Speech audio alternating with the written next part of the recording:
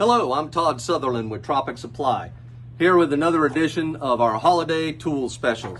If you're not aware, for 2 weeks out of December 11th through the 29th, we've got 15 days of holiday tool deals. Now, what does that mean? That means that we've gotten together with several different vendors like Yellow Jacket, CPS, NAVAC, Klein Tools, several different vendors, and asked them for deep discounts on a lot of items that you need out in the field.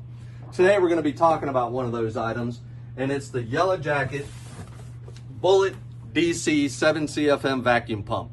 Okay, now what makes this pump different? Well, as you know, January of 2025 we're going to new refrigerants. So this is an A2L rated vacuum pump. Now with the A2L rated pumps, you'll see what we have on here. This is what's called the non-sparking switch. Sorry, let me get the switch over here. You have a non-sparking switch, okay, with a locking IEC connector. So the whole deal with the new refrigerants is to use tools and instruments that don't create a spark.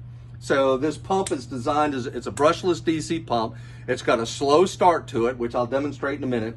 And this is the locking plug. So basically once this plugs into the side of the machine, it won't come out until you pull this red release clip, pull the red release clip back in order to unplug it. Okay, so we'll go ahead and plug this in. This is a 115 volt or 230 volt pump. You unscrew this cover for the selector mode of your voltages and then screw it back on. I've got it set, of course, for 115 volts. You want to remove your red cap here for your vent. Okay, now where this vent is, you can also unscrew that and connect a regular standard size garden hose to that so that you can run that outside of a building if you're working in an equipment room or something like that where you need to pull a vacuum. Also on here, you've got 1/4 inch, 1/2 inch, and 3/8 connectors on here. Okay, with the setup that I use, I actually have a 3/8 Y that I attach to here so I can connect 2 large diameter hoses to the pump. All right, when you're starting this pump, you want to make your connections, but you always want to leave one vent open before you start the pump. That lets the pump start nice and easy and then ramp up. Okay, here's what it sounds like. Now you'll notice when I first turn this pump on, you're not going to hear anything. Okay, and then it'll slowly start to ramp up. So don't be surprised if you buy this pump, when you turn it on, you don't hear anything for a second. Okay, here we go. It's on. Okay, now it's come on. You let it come up to full speed. And once it comes up to full speed, you would go ahead and make your final connection to the pump and let it start putting down.